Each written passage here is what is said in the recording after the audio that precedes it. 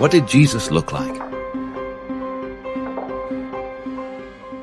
There are many images that have been produced over the past centuries of Jesus Christ in various paintings, and in more recent times in films. These images usually depict Jesus Christ as a tall, slim man with long hair and a beard with a pale complexion, looking quite European. Most Christian people in the world consider this type of image to be representative of Jesus Christ. It certainly looks like a peaceful image, with flowers, a sunset, a man holding a lamb. But where did this image come from?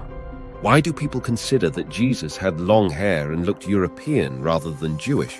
Or why that certain type of face that also does not look Jewish? Did Jesus look anything at all like this? Or does the Bible show us that he looked different? We have to go back to the Middle Ages to find where this image originated. There was an Italian called Cesare Borgia, whose father went on to become Pope Alexander VI.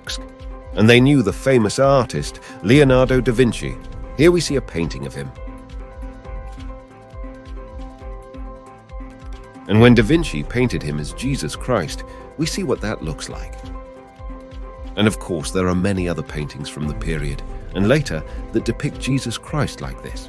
A tall, slim Italian with long hair and looking slightly effeminate. But Cesare Borgia was far from perfect, and a very sinful man. You can look that up online to find out what kind of a man he was, but he certainly was not a Christian, and nothing like Jesus Christ, both in appearance and behavior.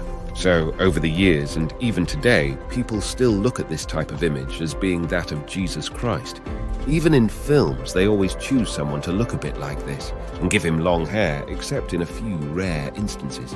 A lot of Catholics and others have these kind of images in their homes. They feel like they want the presence of Jesus in their lives, but have an image of someone else instead. Yet still they idolize the image, even though the Ten Commandments forbids us to worship idols or any image of God, which would include not worshiping images of Jesus Christ. We need to consider what the Bible tells us about Jesus and look at historical facts regarding the time period to really find out what he did and did not look like. First, we must consider that Jesus Christ was Jewish. He was physically descended from King David. He was not an Italian. Consider that as he was Jewish, he must have looked Jewish. There is a bust of Flavius Josephus, the Jewish historian from the 1st century AD, currently located in Denmark. We can clearly see here that he had short hair, which was the usual style for Jewish men in the 1st century. What does the Bible say about hair length on a man? The Apostle Paul was inspired to write in 1 Corinthians 11:14 NKJV the following: "Does not even nature itself teach you that if a man has long hair, it is a dishonor to him?" So if Paul wrote that, it would be inconceivable that Jesus would have had long hair. Christ would not have dishonored himself by doing such a thing. And if Jesus had long hair, why would he have inspired Paul to write that it was a dishonor for a man to have long hair? The Greek word translated dishonor is atimia, a very strong word meaning dishonor, ignominy, disgrace, according to Thayer's Greek lexicon. The sense of Paul's statement is that the natural order teaches that men and women should be distinguished by their hair lengths, men with shorter hair and women with longer hair.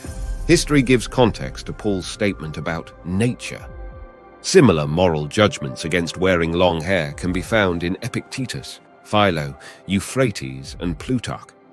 For the male, it was not an acceptable mode of grooming. Thomas Matthews, The Clash of Gods, 1993, page 126. Roman men, as can be easily seen in sculpted busts from the time, commonly wore short hair. If Jesus looked anything at all like Cesare Borgia, the popular type of image of Jesus, then he would have stood out in a crowd.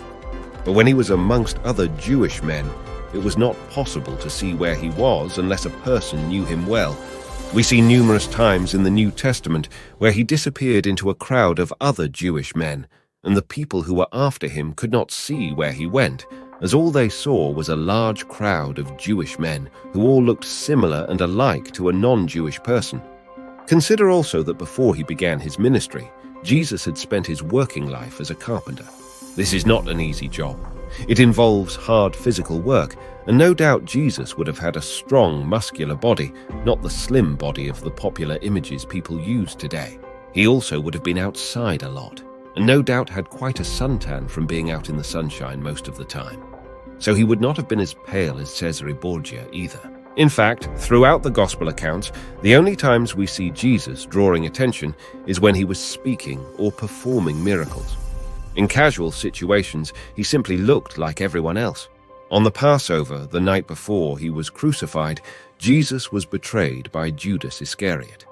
The Romans paid him a lot of money to point out to them who Jesus was. Why would they need to do this?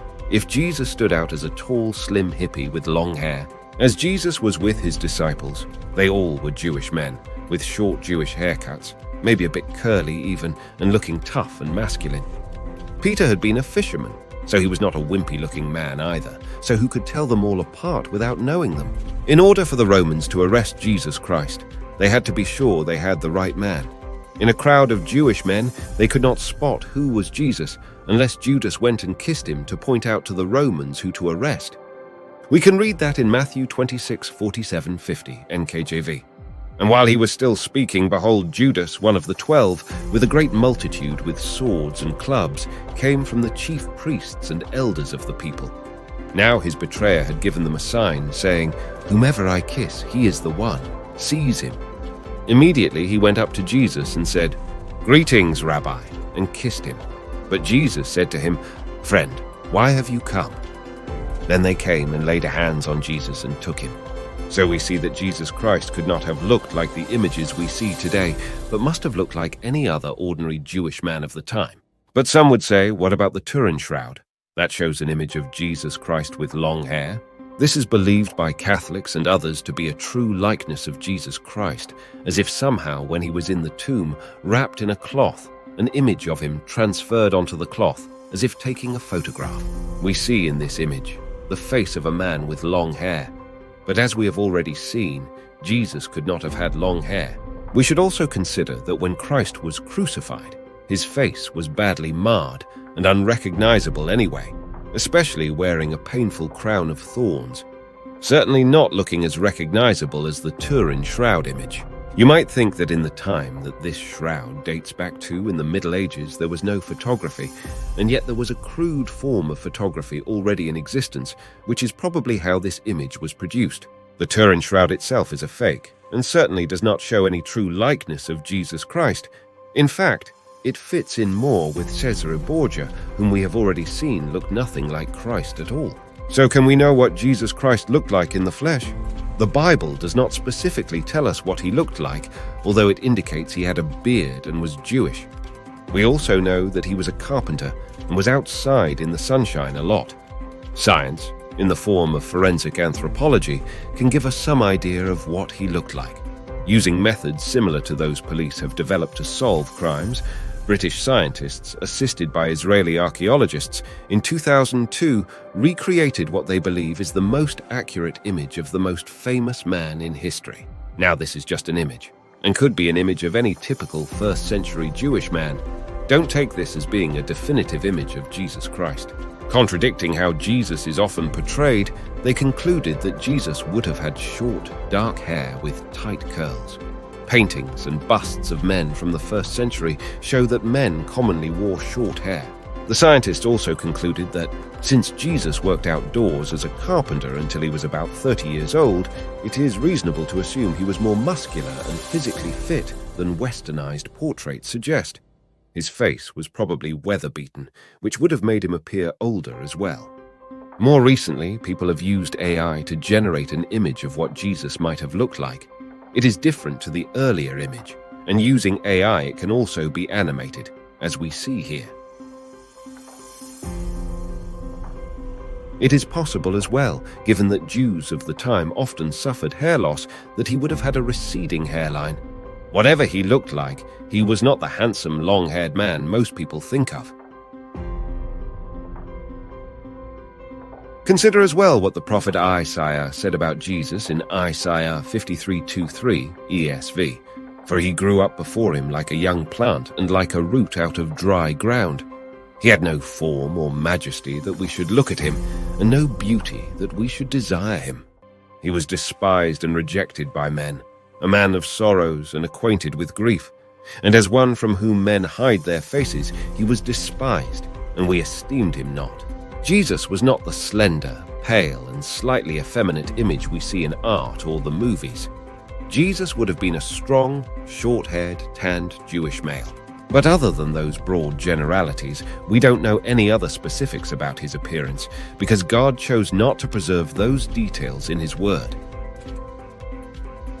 We still don't know what he looked like exactly. But when we look at the images the scientists and AI came up with, we see images of a man very different to most modern interpretations of his appearance and very different to the Catholic images from the Middle Ages, such as those painted by Leonardo da Vinci. The early church did not record any images of Jesus Christ, and nor do we need any image of him to look at or idolize. We should worship God the Father and Jesus Christ in how we live, not through an image. Eventually, we shall see what he looks like. The Apostle John wrote in 1 John 3:2 NKJV, referring to when Christ returns, "Beloved, now we are children of God, and it has not yet been revealed what we shall be. But we know that when he is revealed, we shall be like him, for we shall see him as he is." So let us understand that Christ did not look like the false images we see of him today. We don't need to have an image of him to worship him. We should worship him in spirit and in truth, and whatever he looked like in the flesh, or looks like now, does not matter. What matters is to avoid having a false image of Christ, and certainly to avoid worshipping any image of Christ. Some churches are big on having his image all over the place and worshipping those images, such as statues and small figures of Christ being crucified, or else as the baby Jesus. None of that is necessary, and the 10 Commandments tell us not to worship images of God or Christ anyway. So we can see that he did not look like the long-haired, effeminate man usually portrayed by the world, but he looked like any other ordinary Jewish man of the day. Thank you for watching. Please leave any questions or comments in the comments section. Feel free to subscribe to or follow this channel. You may also want to like this video and share it with others who would benefit from this information.